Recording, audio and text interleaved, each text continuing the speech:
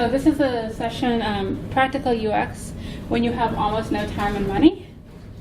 What we're going to talk about today is why we should care about the user experience, some user research options, and different types of user testing and how you can do them without a whole lot of money. I'm Gwendelyn Daniels. I'm a software product director at a nonprofit here in Chicago called Illinois Legal Aid Online. I'm on Twitter and Drupal.org as GADaniels72. Illinois Legal Aid Online is based here in Chicago. Our website, IllinoisLegalAid.org, is built on Drupal 7. Its focus is to provide legal information and services for people who have civil legal problems and can't afford an attorney. About 77% of all civil cases involve at least one unrepresented party.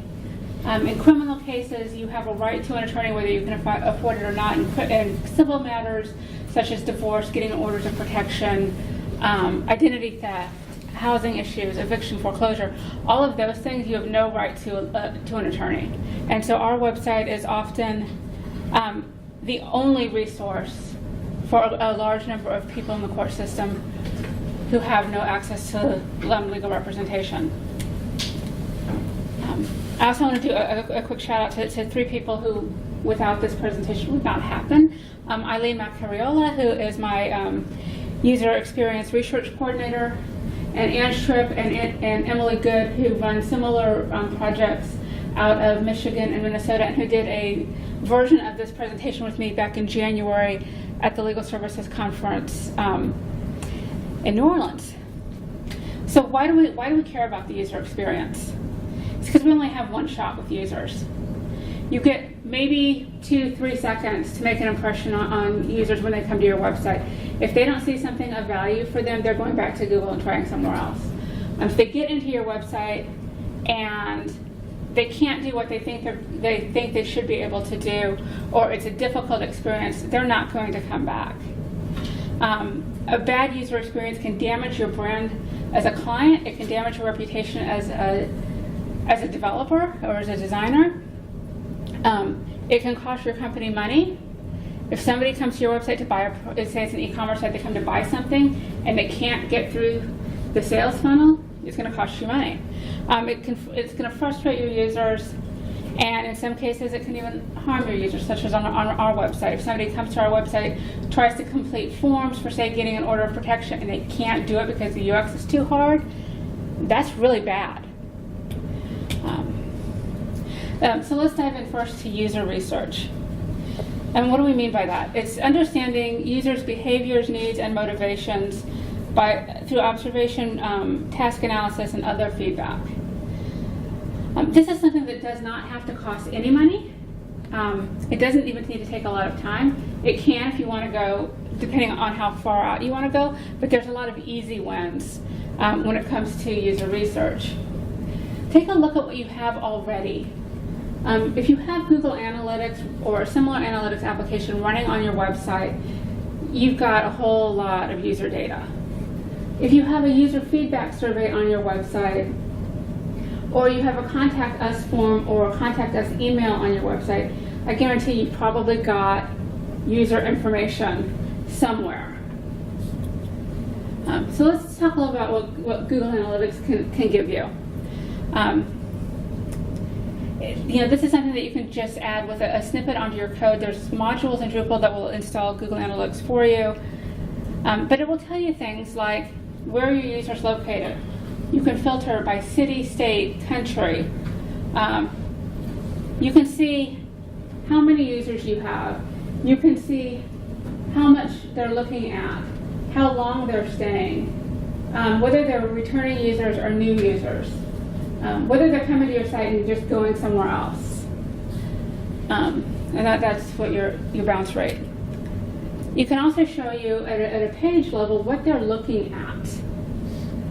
On our website, 75 to 80% of our page views are to pages of legal information versus lawyer content or referrals.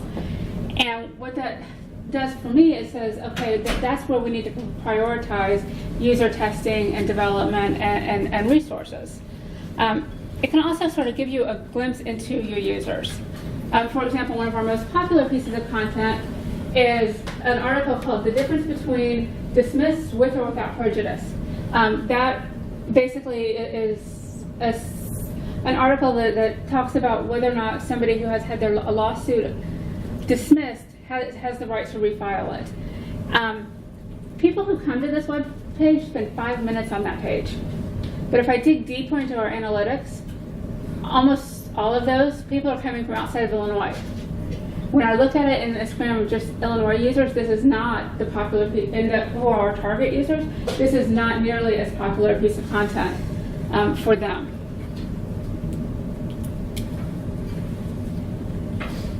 Google Analytics also gives us demographic data if we enable it. There are privacy concerns around doing that. I know that when we enabled demographic data collection on our website, we had to have our lawyers take a look at our privacy policy and make sure we were covered. And they may have had to do some revisions, but what it does is allows you to see age, gender, and interest of your users. And there's a little, this is from our website. You can see that we've got a wide range of ages and a fairly even split on gender. It'll also tell us interests, and this Google sort of tracks you across different web properties to sort of glean what they think your interests are. On our website, it's not particularly helpful because there's nothing sort of overwhelming. The best we get is 3.5%. It also will only give you that data for a segment of your users. If people have privacy settings enabled or cookie settings, then they're not going to be tracked. We get about a 50% head in collecting demographic data. There's another tool in Google Analytics that I've really started to like, and that is the User Explorer, because it allows me to follow what Google thinks is an individual user through their repeated sessions on the website. And it's something that we use to help develop user personas.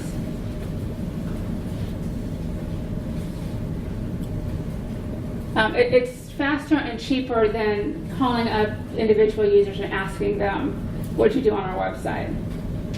So here's an example. We have someone who visited our website, and it's a little backwards because it's at the bottom. They came in, looked at a piece of content on default judgments. Then they completed an event. We're going to a website called LawHub Interactive, which hosts our automated court forms.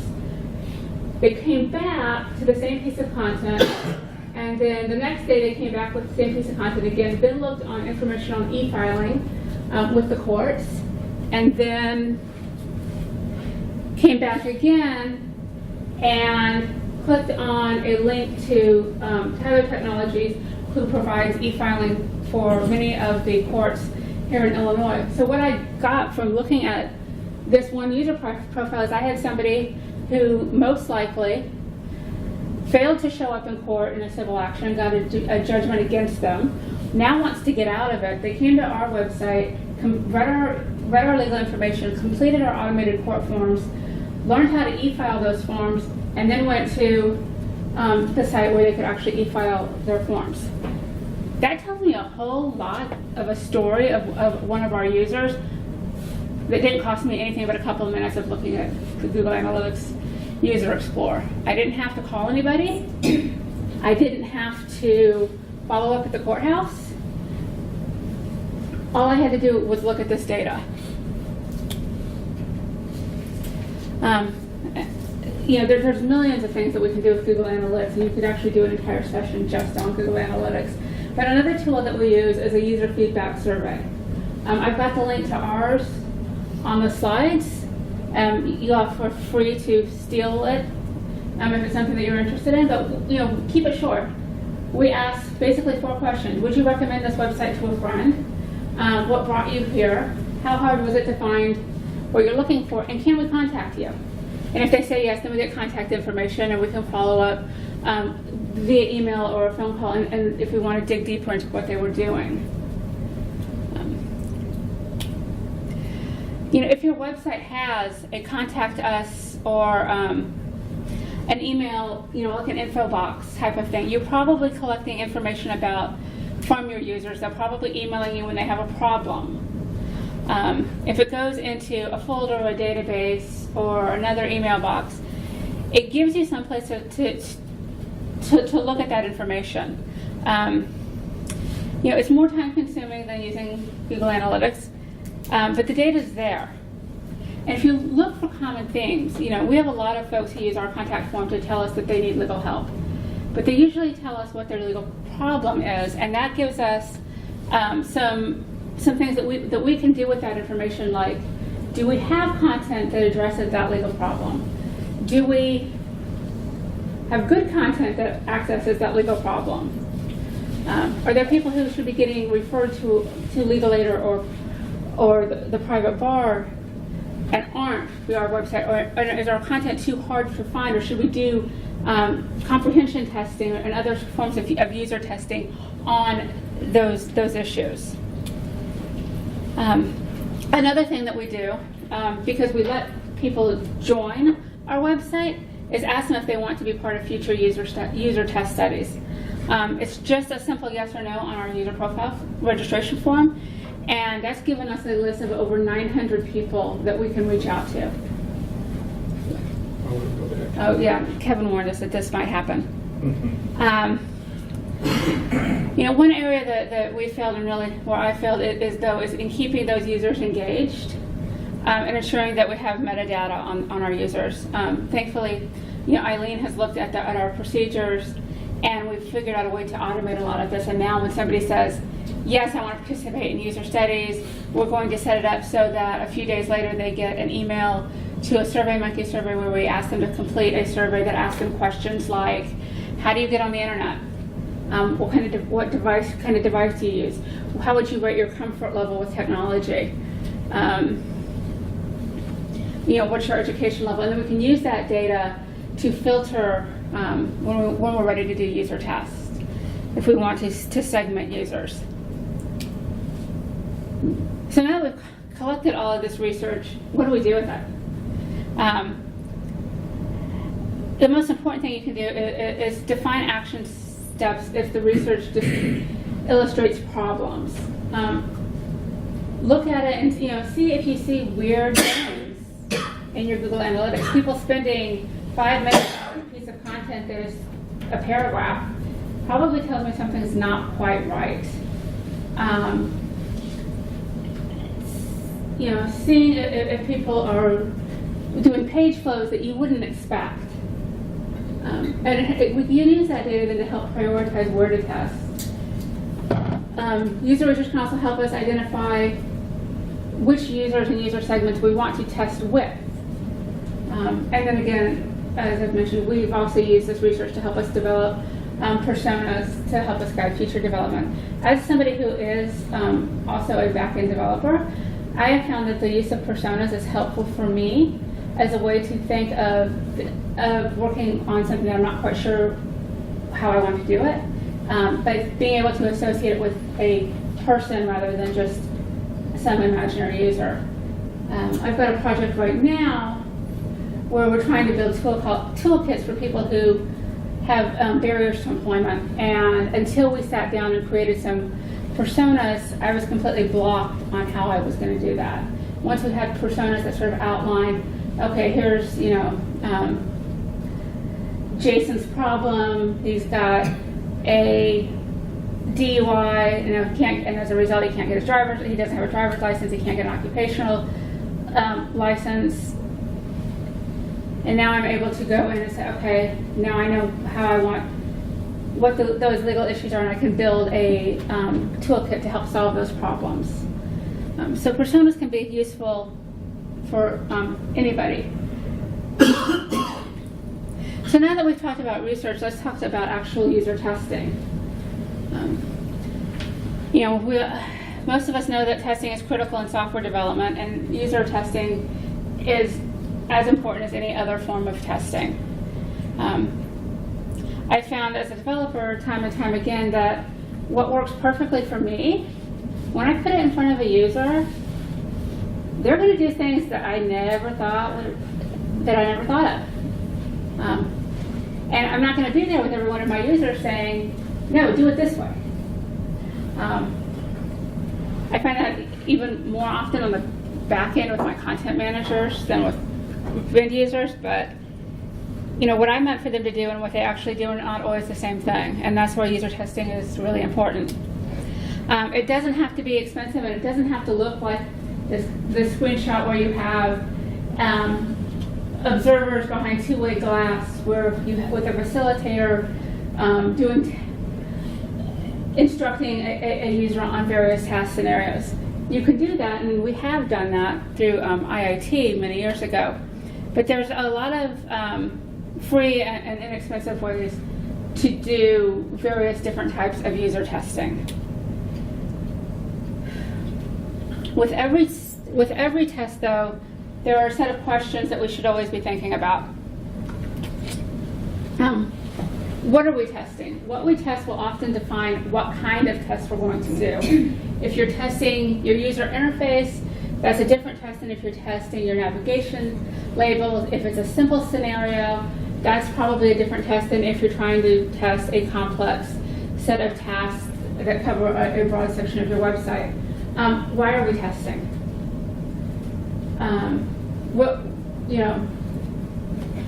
Are we testing just to test? Are we testing,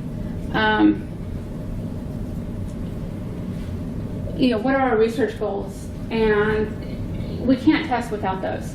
If we don't know why we're testing, we shouldn't be testing. If we can't say, okay, I'm testing this particular, I'm testing, for example, this icon placement because I'm not sure that my users are going to see it. Or we've had complaints from members of our staff about having a left column on our website on desktop, and I never see. And her comment is, well, I never see the left side. So okay, so we're going to use our test and see if our users see that left column. What users are we testing for? If you've got a single audience website, it's probably that's an easy question. If you're a website like ours, where we've got multiple audiences, we need to be thinking about what users we're testing for with each of our tests. If I put a navigation label test up and have attorney users test it, it's going to test way different than when I have public users test it. What's our timeline and what's our budget? We've had some tests where we've had the luxury of having time. We've had other tests where we've had no time, where we needed results last week. And in those scenarios, we have paid testing platforms to find our test participants for us because we didn't have time to do it. What's my budget? If you're going to do what is called long-form observation testing, where you're asking somebody to spend 30 minutes with you on your website or longer, you really probably are going to have to pay those participants. So if you have a $0 budget, you're probably not going to be doing long-form testing. You're probably going to need to find a different form of testing. So let's talk about some of the different kinds of tests. There's a test called the 5-second test. And it's exactly what it sounds like. You put an image of a web page up on the screen or on a piece of paper for 5 seconds, and you take it down and you ask questions. I did this with the MidCamp website in January and asked them if they could figure out how to buy tickets. Nobody had any problem looking at the homepage of MidCamp and figuring out how to buy tickets.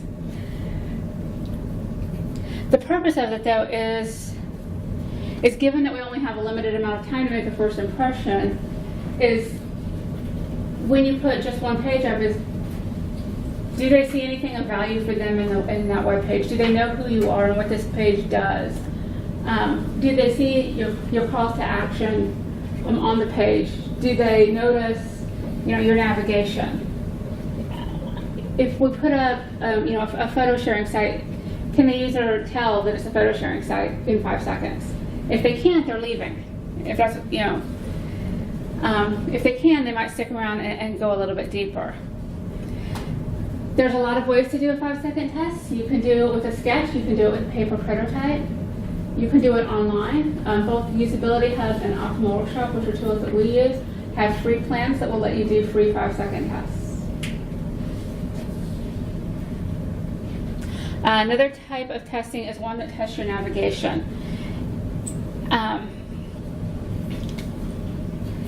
And this is This is generally a card sort test and tree test. They're designed to test your navigation independent of your design elements. For a card sort test, will test your labels.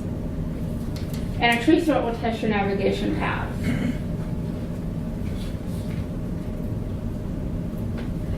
Card sorts can be open and or closed sorts, where you give the user a stack of page titles and say, page titles or pieces of content and say, here, with an open sort, here, group these the way you think they should be grouped, and write the labels for them. With a closed card sort, you say, here's the group of content, you group them into groups, but here's the labels we want you to use. And it allows you then to test whether people understand what you meant with your labels, if it matches where you would put things. A tree sort is kind of the opposite. In that case, you've given somebody a tree of your website and given them a task and seeing what path they take to get to an answer. Again, you can do these with card sorts. You can do this with paper, index cards, Post-it notes. You can do it online. Tree tests you can do with an Excel or spreadsheet, although I don't really recommend that. You can also do that, again, online for free with tools like Optimal Workshop. The card sort with Post-it notes, you just have a pile of them, you give them to the user, and they lay them out on the table and group things together, and you can look at what they've done. If you do it online, you get something that looks like this, where you have the list of all the content, and they just drag and drop into the categories that they think is the best match. And then you get this nice little bit of reporting. And the darker the blue, the better the match. The more people who put it in that bucket. And it helps you refine your navigation labels. This is a tree sort example where I've got a task. Suppose that you're not a Banana.com customer, find the lowest cost home broadband subscription, and here's our tree structure. And I click on it, and if there's categories beneath it, they'll pop up, and the user can just click through. And then it gives me some results. It tells me, okay, we've had this much success, this many failed. These many people went the direct route. Other people went kind of a sideways route, but they still found the information. And some people just completely skipped it or failed it. But again, it tells me, can people find through my navigation what I want them to be able to find, where I think they should be able to find it.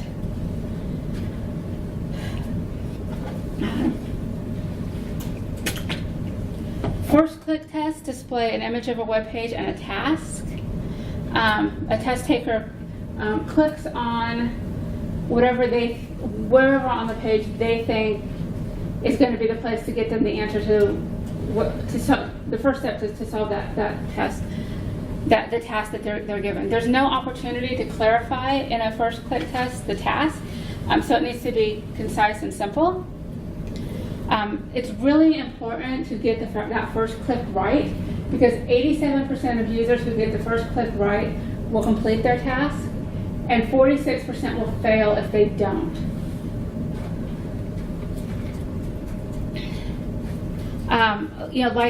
Like everything we've talked about, this can be done on paper.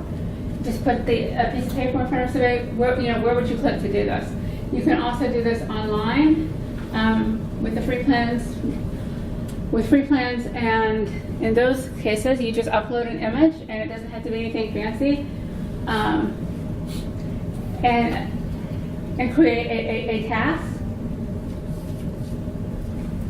and then the user, clicks where they think it is the right place to begin, and you'll get a heat map telling you where users clicked. So this is Optimal Workshop, and this is Usability Hub. This is our website. So where would I click to learn how to get a divorce? Hopefully people will click on legal information, but I haven't actually tested this. But again, with both examples, I get basically a heat map showing me where users clicked. A/B testing is another form of user testing. And it doesn't necessarily really have to be A/B. Did one recently that's A, B, C, D, or E. But the idea is that you put your original web page up and one or more variants up, and you see which one performs better based on whatever metrics you decide.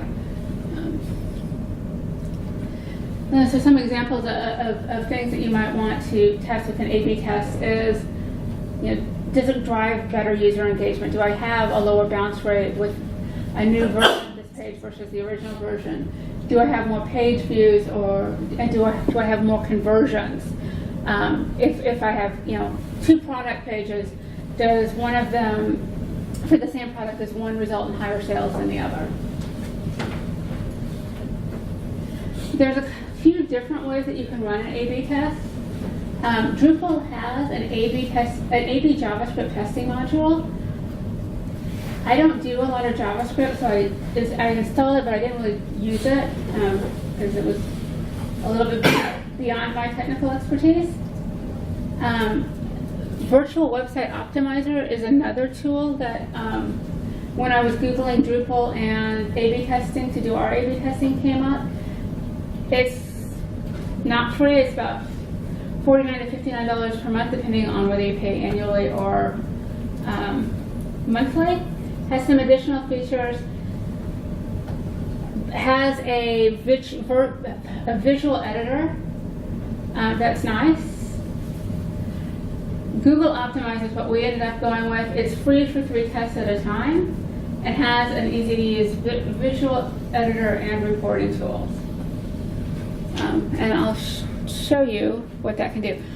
Also, if you have the Pro version of MailChimp, that also supports A/B testing of emails. So if you want to see if an email ad or an email newsletter that goes out, if one version tests better than the other, you can do that with the Pro version of MailChimp. So let me show you what I could do with Google Optimize.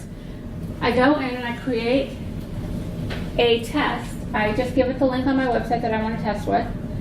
It creates, the original, and then I can create one or more variants. I can set my objective and my goal. So here in this example, I've got what I'm testing for is this recommender block tests better than our related block.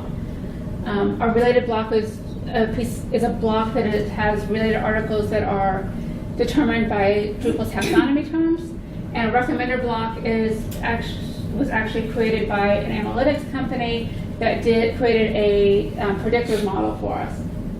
So we really want to know if it was worth all the money we spent doing that.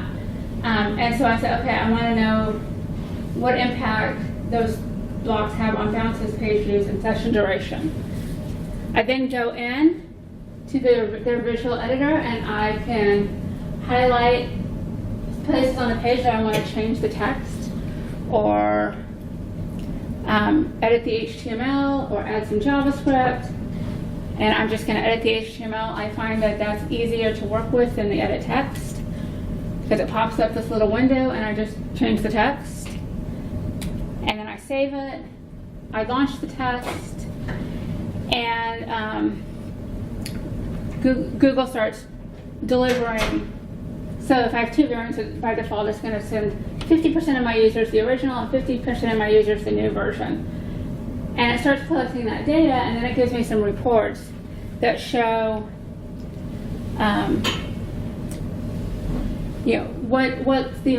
what the level of improvement is. And you can see that the recommender with descriptor has positive improvements in bounces and page views, and the recommender variant had no improvement. It's actually worse than the original. But I've done all of this work without spending a single developer dollar. And then I can see probabilities that a variant is better than the original and the probability that it's the best. And when I have that information, if it turns out that the variants are better than the original, then I can go to my developers and say, here, now implement this. I already know that it's better than what we have now, and I haven't wasted any developer resources doing something that I think might be better, but I don't know will be better. So we've talked a lot about some basic tests that can be done fairly easily and fairly cheaply, but really when most of us think about user testing, we probably think about observation testing where we're actually interacting with the users. The thing that observation testing has over everything else is it's the only form of user testing. Well, it's not the only form. Focus groups and some will do the same thing, but it's the only chance we have to ask why they did things the way that they did things. If you're doing a card sort or a first click test, you don't get the chance to ask the user, well, why did you click there? It's also the best way to test more complex scenarios or larger sections of your website. When you do an observation test, you don't need a whole lot of users. 5 users is going to get you 80% of the issues with the page or section on your website. 8 users are going to get you about 95%. Anything about that, and your return on investment is very, very small. You could do observation tests in person. You could do them with a paper prototype. You can use a computer-based clickable prototype. You could use your live production site. You can use your live development site if you have one. You could do them online. I did observation testing with attorneys on an old version of our pro bono volunteer opportunities over GoToMeetings. I had them log in, pulled up the site, gave them the scenarios, recorded their session, and was able to ask them questions. We also use a tool called validately.com. It is not free. It is not particularly inexpensive. But I want to mention it because what it has done for us is that $10 per users for their testers has helped us out when we didn't have time to recruit our own users. They do have nonprofit pricing, which is about $1,000 a year, versus their normal about $2,400 a year for their base plan. So when we talk about observation testing, there's basically 2 forms of observation testing. There's short form and long form. Short form is great for quick tests, something you can do in under 5 minutes. You can usually get participants to do it for free, and it's usually best for 1 or 2 things. So here is an example that the Michigan Legal Help folks did. They did this test last year at Motor City Pride. They were going to be there anyway. They threw this test in, and what they were testing was the placement of their Guide to Legal Help icon. They did it with a law student and a staff attorney who wrote down answers on a notepad, and people who came up to their table got Mardi Gras deeds for completing the test, which I've priced on Amazon, and they're really, really inexpensive. But you know, the test took 5 seconds, super easy, and totally free. Long form user testing is probably, and it was what I think most often when I talk about user testing. It usually involves whole pages or sections of the website. It's something that usually is going to run 20 to 30 minutes, sometimes longer. And it's something that we know that we expect we're going to have to pay users to do. We've got some tips for long form observation testing. Decide what you're testing. Be narrow. You can't test the whole website in a single user in a single observation test. So some of the things that we test that have been tested are, is this modal annoying? On desktop, the modal was fine. On mobile, forget about it. The users found it completely annoying. On forms, how many questions is too many? What path do users take to do why? Do users understand our bizarre icons? And do people use this the way we think they're going to use this? Decide where you're going to test.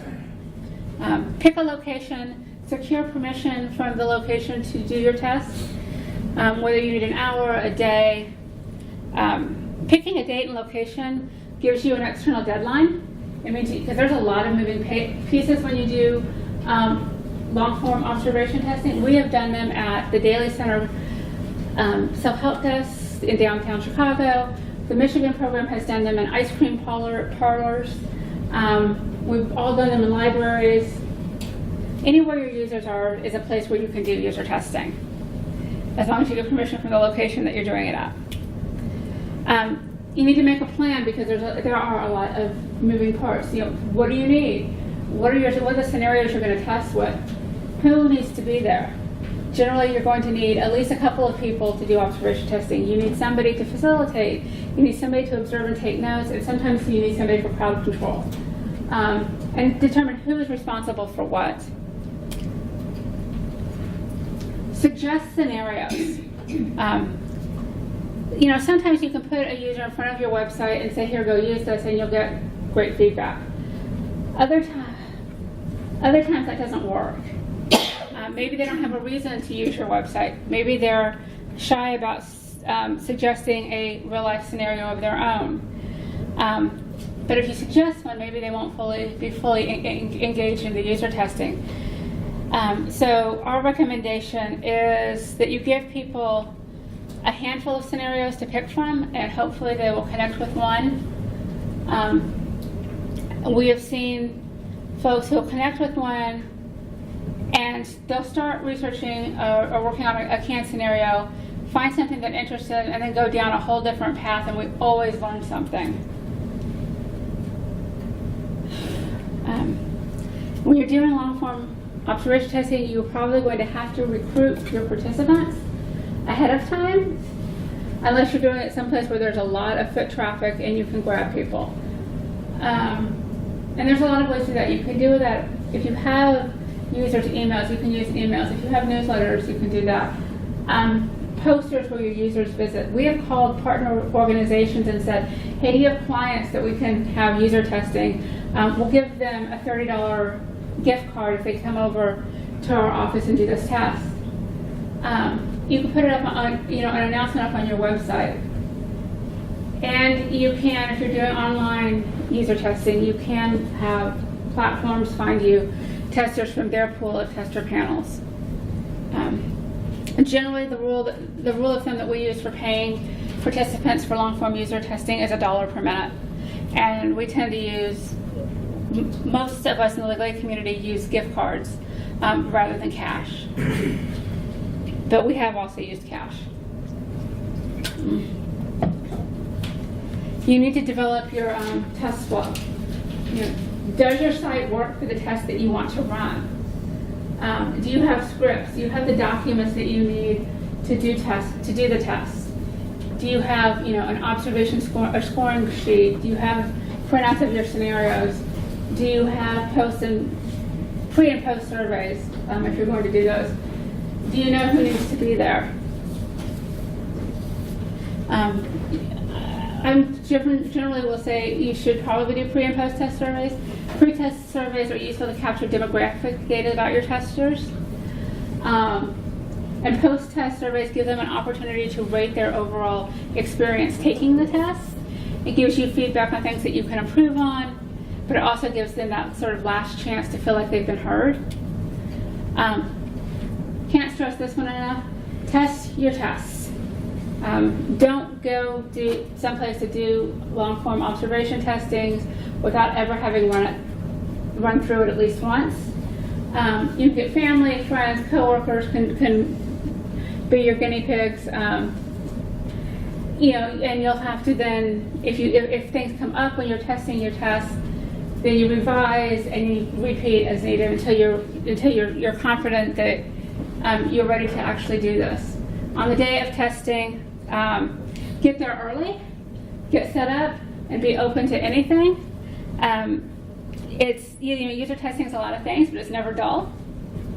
In Michigan, they did a test at the library, and lots of men from the homeless shelter got really into the testing, and one guy went back to the shelter and brought back a bunch of other people, and there was a line for testing, and they were all in good spirits, and they brought snacks, and it was a really fun experience for the Michigan Legal Health team that was there doing the testing. To get good results, one of the most important things to do is make sure you put your user testers at ease. We are never, ever, ever testing the users. We're testing the product. They can't get anything wrong. If something doesn't work right, it's on us, not them. Encourage them to be, open and honest and critical. Make sure that not only do you tell them they're not going to hurt your feelings, but try not to look like they've hurt your feelings. Start with easy tasks, things that will build their confidence using the tools, and stay out of the way. Resist that developer urge to here. This is the way I meant for you to do it. Let them do it their way. Note what they're doing, and then go back and figure out how you can improve your product. And when you're done, debrief. Ask the user, well, why did you do? Why? What was your thought process? And encourage them during the test to talk aloud, and do that post observation test survey so that they have a chance to tell you what they thought of your testing process. So once we have done all of this research and all of this testing, when you have a small budget or no budget, what do you do with all the results? Our recommendation is that you immediately analyze the results and make a list of all of the recommendations that you have to change your website, and then score those recommendations. Which ones are critical and which ones are less critical. Estimate what it would take to fix them and who would be responsible. Is it something that failed because the content wasn't well written and that's on the client to fix? Is it something in the UI that you needed to have a designer work with you on? Is it something in the page speed or some back-end stuff that you need to have your developers working on? And then prioritize and accept that there are going to be some things that are going to be on that would be nice next version list that you're just not going to be able to get to immediately. But at least you have them all documented and you know what they are. And when you have the ability to go in and do some of them, you can.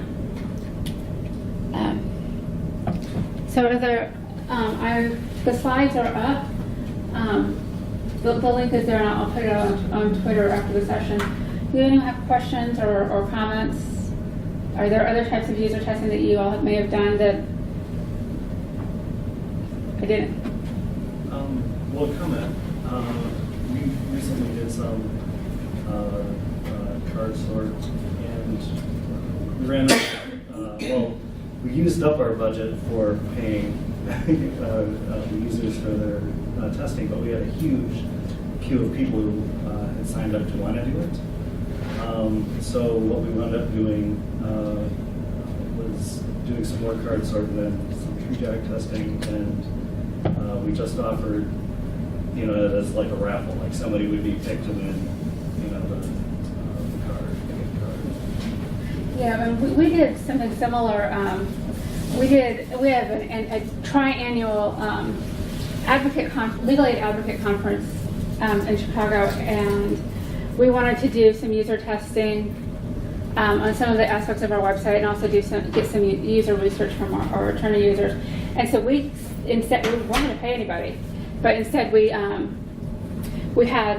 got donated raffle prizes that we could then raffle off. We had a bunch of mini surveys that got you one. You complete one, you got one raffle ticket. If you did in-person observation testing with us, you got 5 raffle tickets, and we were able to use that to get a significant amount of testing done in 2 days. We had similar experience. We had a $100 budget for the school, for the library, for what we were doing, and we offered people $10 each to come and do it, and got no response whatsoever. But then we offered, you get a raffle for $100, and we had 30 people show up. So they're a lot more willing to go after the raffle for something big than a guaranteed of something small. The other thing that I would note If you have something like an institutional review board or whatever, check with them on the rules for this. For instance, we can do testing and record whatever we want on the computer, but if our recording has any recording of the people's hands or faces, now it becomes a test of the person according to the IRB instead of a test of the software, and so it falls under totally separate rules. So be aware if you're in an institution that has that kind of a situation to figure out what it is that you are and aren't allowed to do. So you kind of touched on this as far as testing the test, but one of the easiest, cheapest, simplest is ask your spouse or family to take a look, and Yeah.